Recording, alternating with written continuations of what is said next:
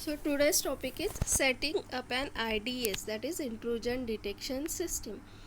So to obtain the benefits of IDS, it requires a lot of planning and preparation.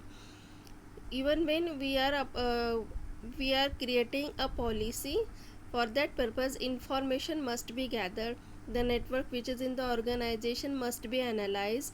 Then management should be involved in that. So after this complex system, the policy must be created, validated and tested prior to the deployment. So the specific steps in creating an IDS are: define the goals of an IDS. What are the goals of that IDS? Choose what to monitor, which things should be monitored by an IDS. Choose the response, then set threshold and implement the policy. First phase is defining the goals of an IDS. So when the IDS is implemented, there are specific goals of that IDS. So the goals are: detection of attacks. IDS must detect the attack, it must prevent that attack. Then detection of policy violation, enforcement of use policies, enforcement of connection policies and collection of evidence. Attack recognition. So attack recognition is the most common use of the IDS. So the primary objective of this IDS is to detect the attack which is done on the organization. Then policy monitoring. There are various policies implemented in the organization. So IDS must monitor that policy, whether that policy is followed by all the employees or not. Then policy enforcement. This is the one step ahead of policy monitoring. In this, the IDS is configured to take the action when policy violation is detected.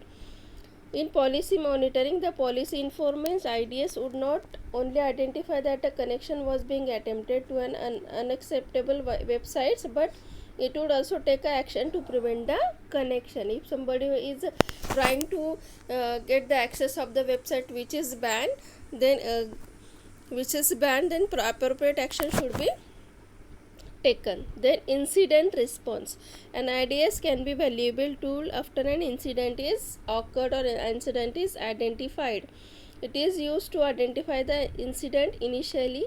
Once the incident has occurred, the IDS can be used to as an evidence gathering and logging tool. Which evidence is occurred and which files are corrupted, which files are hacked, and what are the changes in that file.